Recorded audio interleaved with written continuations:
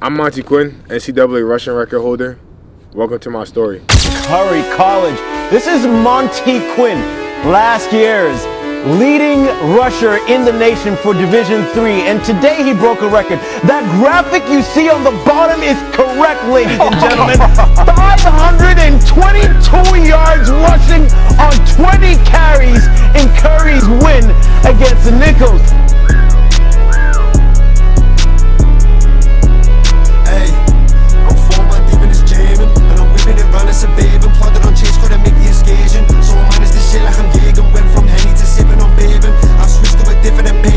Montie Quinn, first player in NCAA history to hit 500 yards or more in a single game.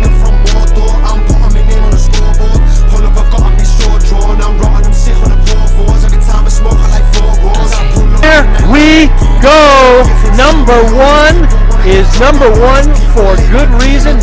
Nationwide, the best D3 running back probably we've ever seen.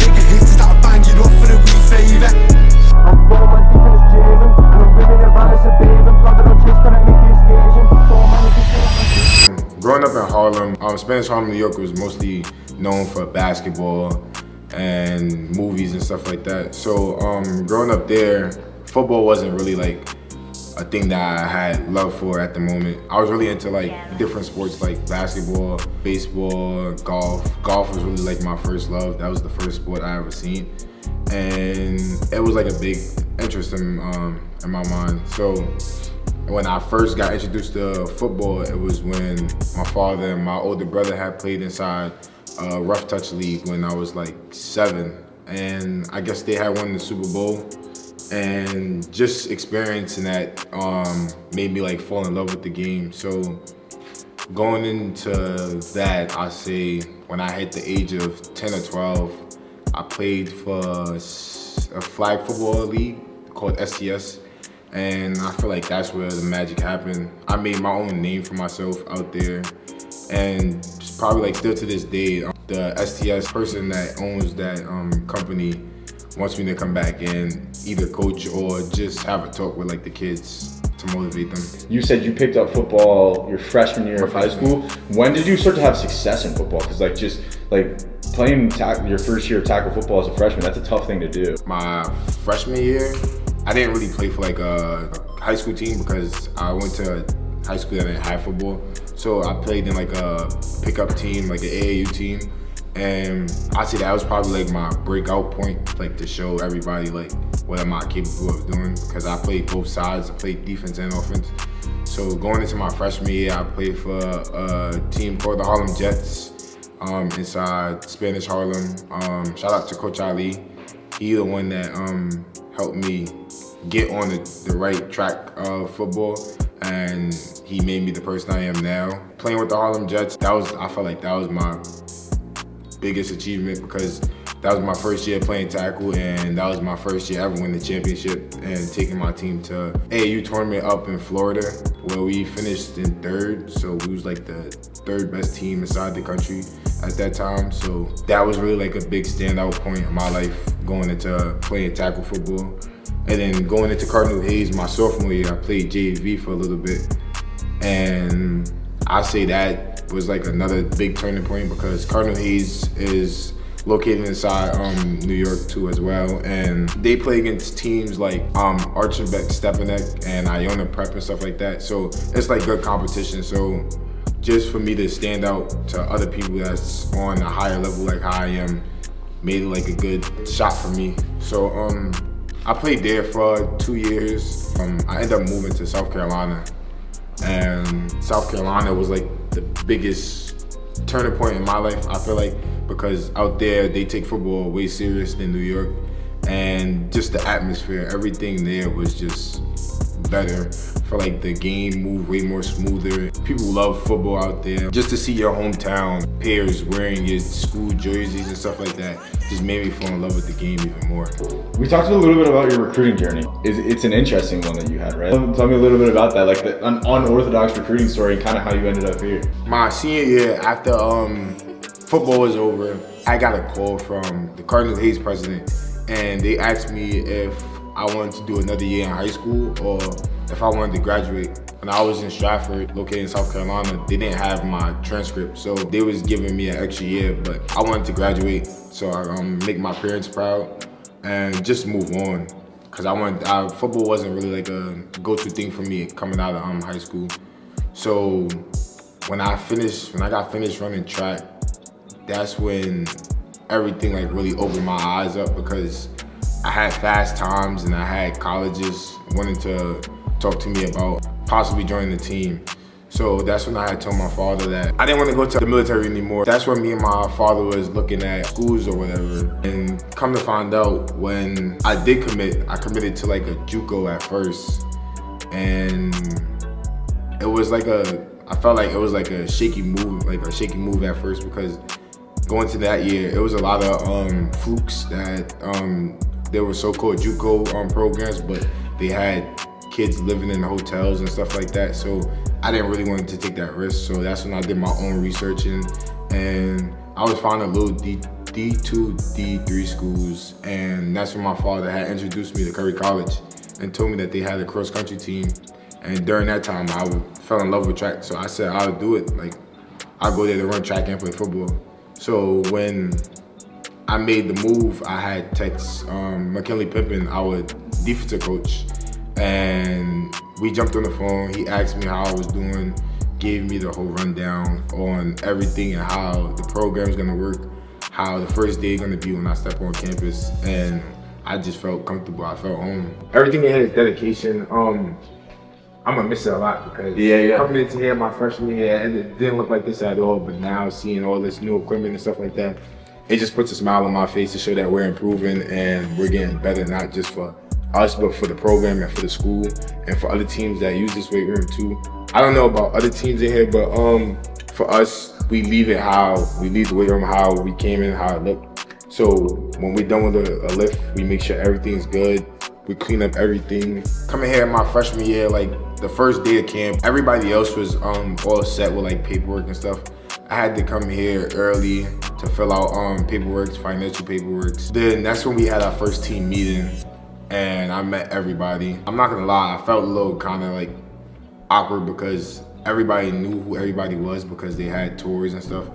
I was like a late commit. To be honest, they put me as a walk-on my freshman year, so I wasn't even recruited. So I felt a little left out because everybody knew who each other was, and I was the only odd one out. Just going into camp, I know that year they added a new rule with sickle cell, and I couldn't get tested because I was living in South Carolina, so I had to find like a doctor. It took like 2 weeks for that to happen, and out of those 2 weeks, I didn't practice at all. I didn't get to do no conditioning tests.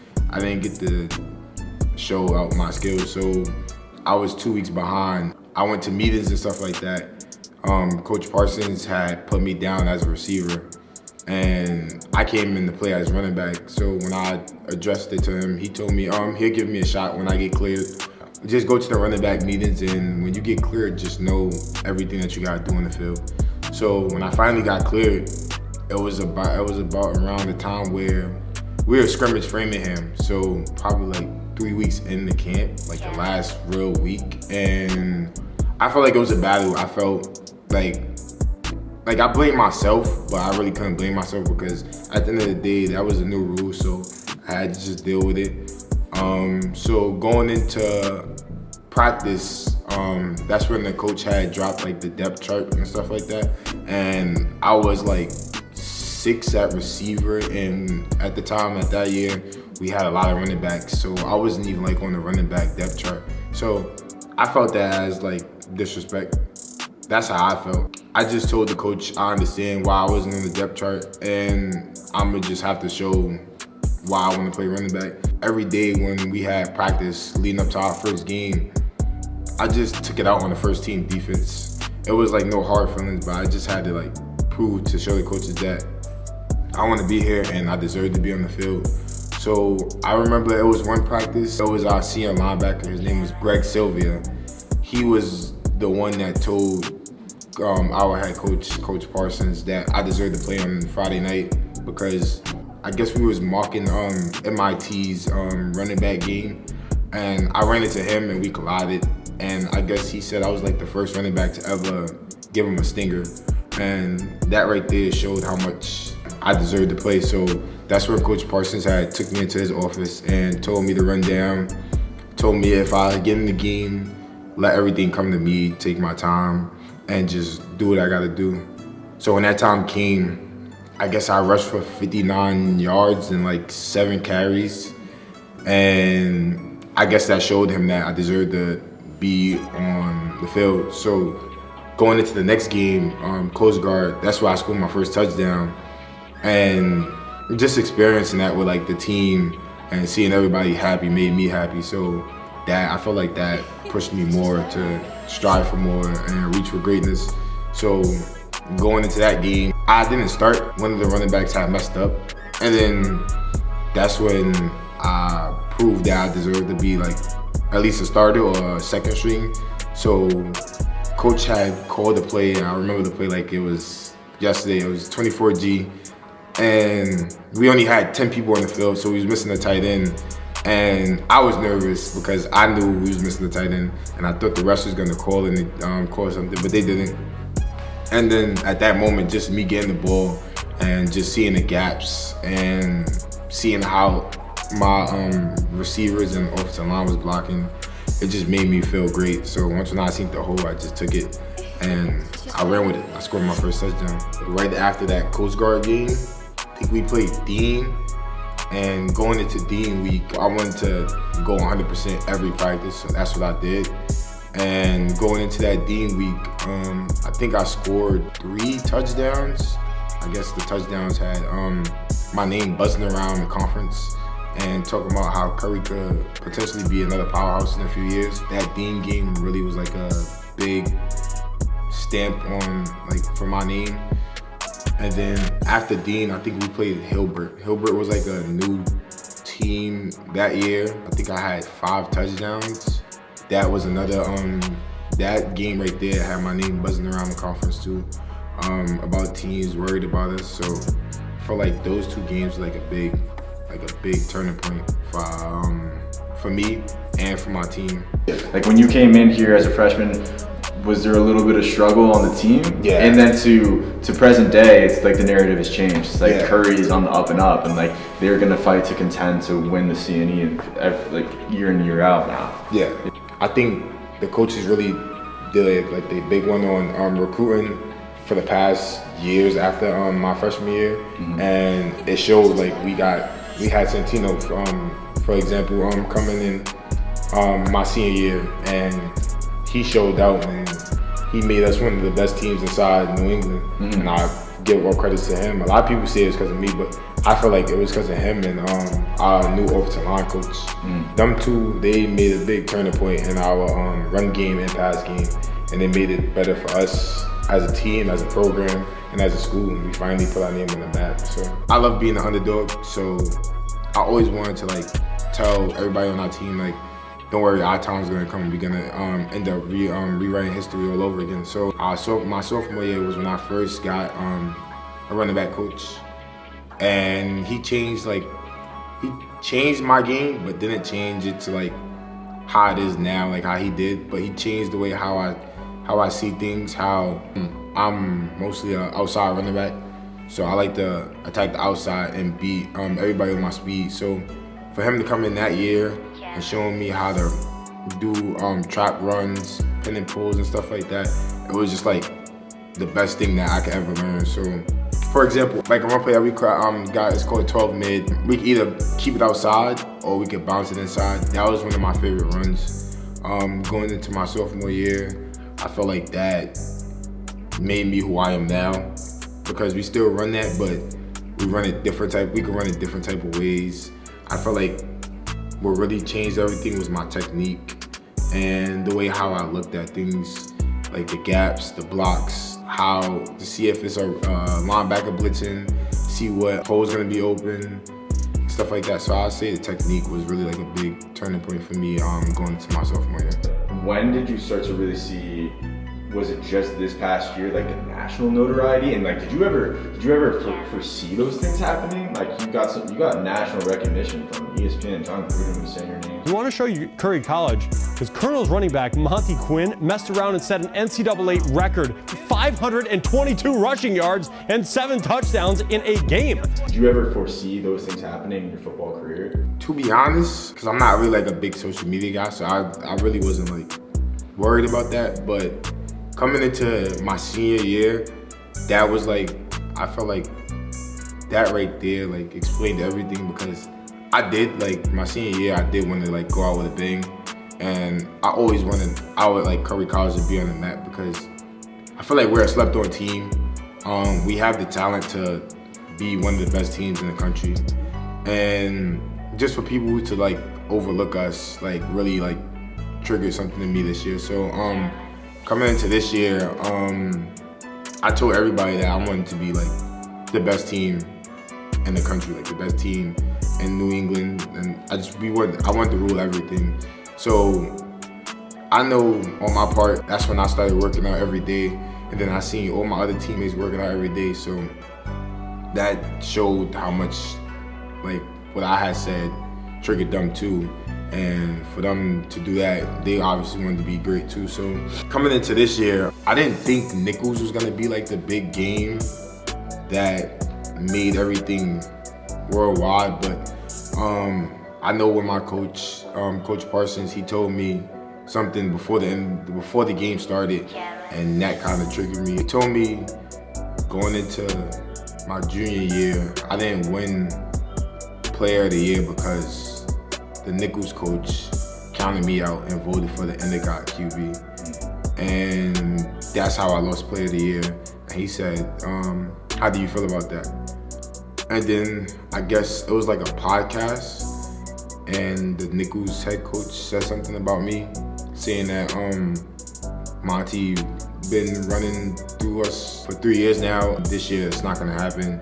Just hearing stuff like that, and it's like I don't like the trash talk or stuff like that. I just let my game talk for itself.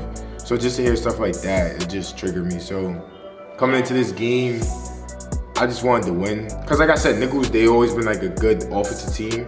They always have the best offensive side of our conference. They always average the most points. And every time we play against them, it's always a battle. So Coach Parsons wanted us to end the game early and just have fun at the same time. So when I was doing the big runs, I really wasn't thinking about everything being worldwide. I just thought it was just fun. So the announcers had announced that I had broke NCAA record. It didn't hit me like right then and there. We just got history again. Montie Quinn, first player in NCAA history to hit 500 yards or more in a single game. What a day. Wow. And he's over 5,000 for his career. The fame, I didn't really expect it to blow up like how it did. What did that feel like? Like you're getting this national recognition, you're getting mentioned on ESPN and all these different things. You're seeing yourself on ESPN. Was that a dream come true, or were you just like, this is surreal, or were you like, I mean, you're a pretty calm, reserved dude. It seems like not a ton affects you. Did it affect you in any sort of way? Did it all go according to plan? Was that the end all? Like now you're in that position, you know? Yeah, I felt like my goal was to eventually like do something to get like on ESPN. That was just like a game that we both had each other stamped on, because we have the most wins in our conference, like back in the day. And Coach Parsons and the head coach for Nichols is trying to make that game like a rivalry game, to where we buy like a trophy, and whoever wins take that trophy to their facility to show it off, to see who got the most wins and stuff like that. So just going into that game, my mindset was already locked on winning the game. It wasn't really big on breaking the record or anything, so I just went with the flow. We obviously had the opportunity the very next week to come see you guys play against Western New England. You went right back and had 233 yards and 4 touchdowns that game. Incredible game to follow up a monumental game like that. After a two game span, you had 750 yards and 11 touchdowns. Take me through those 2 games after you did that. Some guys don't even accomplish that in a career. So going into the Western New England game, I can't lie, I don't get nervous at all. But going into that game after the big game that I had against Nichols, there was it was a little butterflies that I had felt going into that game because Western New England, they normally have a very good defensive line. And I wasn't nervous to play against the game, but I was just nervous to hold up my bargain because of what I had accomplished the week before that. So I was just into my head. I know the night before the game, I was on social media and stuff like that. And there was people texting me I'm coming to the game to show love and support. And it was other people talking about, I'm going to see the game to see if this is true, to see if the hype is real. And that kind of had me overthinking a lot of stuff. So I was kind of nervous coming into the game. But once when I got the first hit, everything went away. I know going into the first half, I think I finished off for 40 or 50 yards. And what my coach told me, he told me not to stress out. He said, let the game come to you. You already know how they're gonna come out next half. They're gonna come out firing, so you just gotta learn how to fire back. And once when he said that, everything all the nervousness, I wasn't nervous, but just for me not to have as much yards that I normally have, I was frustrated. So all that went out the window. And I just let the game come to me. I seen opportunities and I just took the chance. And I think my first touchdown was the outside handoff run. And the finishing touchdown was when I broke, I think it was 56 yards for another touchdown. And then that's when I knew the game was ready in my hands after the third touchdown. UND was the game that really I felt like that was one of our toughest challenges because we're both 2 teams that get overlooked. We both have great talent, player-wise and coach-wise, and we both was on fire at that point. So it was to see who will go to the championship, who will play for if the loser, see who will play for a bowl game and stuff like that, and who will get second place. So going into that game, my main focus was just to win. And I say probably the second quarter, that's when things had took a bad turn.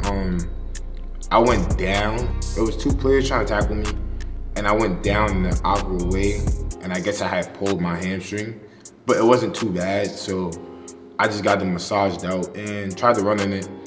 It felt a little weird, but it wasn't to the point where I couldn't stop playing. So I obviously finished that game out, and we ended up taking the dub. Going into Endicott week, Endicott is the powerhouse team.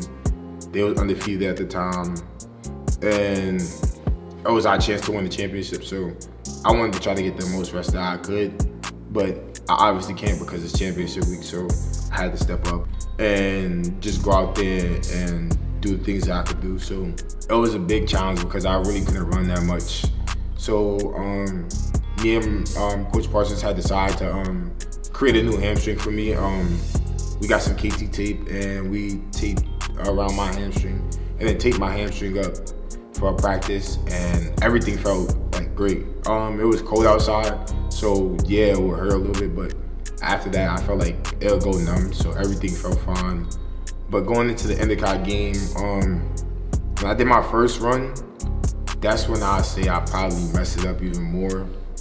But at that point, I couldn't really stop because it's championship week and I don't want to give up on my team because I know my team wouldn't give up on me. So I just tried my best to fight through the injury.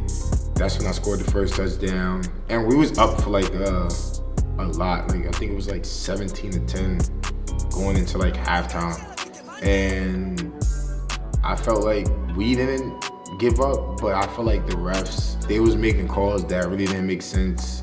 And when we watched film, they took 2 touchdowns away from us that should have counted. So we ended up losing that game. But at the end of the game, I know the Endicott coach had walked up to me and told me that I'm a real good player. If any scouts reach out to talk to him about me, he's gonna always give a good answer. And he told me I'm a hell of a player for carrying my team, even though while I had a hamstring injury. So that kind of made me feel good too. You started to get some NFL buzz, and you had, and I'd like to learn a little bit more about it too. Like some coaches came and visited Curry, and they spoke with you directly. And like, what does that feel like? Tell me how like some of those conversations went. I felt like it was like a dream come true. I felt like when I was in the office talking to them, I felt like it was like a dream. Like I felt like it was like me playing Madden, and my player is having to talk with a coach, and all the questions that they ask in the game, they ask in like real life, but like in their own way. So just for me to have like different coaches from all around come just to talk to me, it felt like a blessing. I know some coaches was asking me like, how would I feel if they asked me to fly out there to look at the facilities and stuff like that. Would I be comfortable, or do I have to bring like one of my teammates or my parents and stuff like that? And some other scouts was like, asked me like, what would I do for a living if football wasn't like a thing for me and stuff like that. So I felt like it was just like a dream come true. It felt like a blessing just to have communication with the next level and see how they run their organization and see what they're looking for in the player and stuff like that. So I felt like it was just like a blessing. Which teams were those? I know out of 32 teams, there was 18 teams, probably more. But the teams that I know of, like that I could see off the back of my head, I know it was the Chargers, the Patriots. They didn't come, but they was watching. They asked for like my film and stuff like that. The Panthers, the Bucks, the Vikings, the Jets. The Jets was like one of the them that I guess they was reaching out when I was like a freshman. This is taking us like right into present day. Like, what's next? What are you preparing for right now? How are you continuing to prep for those things? How are you keeping your body right? Talk about what's to come for the future. So what's to come in the future? My mind is set on playing for NFL. But if like the NFL don't work, I still reach out. I'm still like looking into like the UFL, XFL, overseas football, stuff like that, just for me to play football. Because at the end of the day, I love football and I'll play football until I can no more. So going into like now, Mondays, Tuesdays, and Saturdays and Sundays, I do a lot of running. So starting tomorrow, I start off with running, working on my 40 time more, working on my start, working on my 5-10-5 shuttle, working on catching the ball more, just like explosive stuff. And probably like my meal preparation, that's what I'm working on as well too. Trying to eat more, trying to get more protein in my bodies and stuff like that. Trying to get lean and cut, just so I could look good going into pro day. I know my offensive line coach, he's getting me ready for like the NFL when they ask me questions like how to draw up a counter or how to draw up a trap run and stuff like that. Or if they ask me what's my favorite run, I could draw it up right then and there. Everything is coming fast, but that's like the main stuff that I'm focused on right now. If you could paint an ideal perfect scenario for you heading into the future, what does that look like? Probably rewriting history again. Like I said, I know I'm an underdog, but there's gonna be a lot of people that's gonna doubt me and stuff like that. But in my eyes, I feel like I could potentially be one of the best running backs to ever step foot in the NFL. And that's not just me saying that, like I'm gonna prove it. But I feel like I could potentially be like one of the best running backs to play in the NFL. That's the main goal right there. When I was younger, I always thought I could be like another Adrian Peterson or Marshawn Lynch. When I got to college, I kind of like dove into a lot of college football, a lot more like back in the day, where they'll make like exciting clips and stuff like that. I used to watch Dree, I think his name was like Dree Archery. Dree Archery. Yeah, he played for Kent State. Yeah. He was one of the guys that I loved to watch. DeAnthony Thomas at Oregon. another guy that I love to watch. But just watching the NFL and like seeing how players move, and like for me to compare myself, how I see like how I play is like a Jahmyr Gibbs mixed with like a Bijan Robinson. I say Jahmyr Gibbs with the speed, Bijan Robinson with the vision, and the jukes and breaking tackles. So like those two running backs are like the main players I see myself resemble as. This young man from South Carolina is a special athlete. Okay.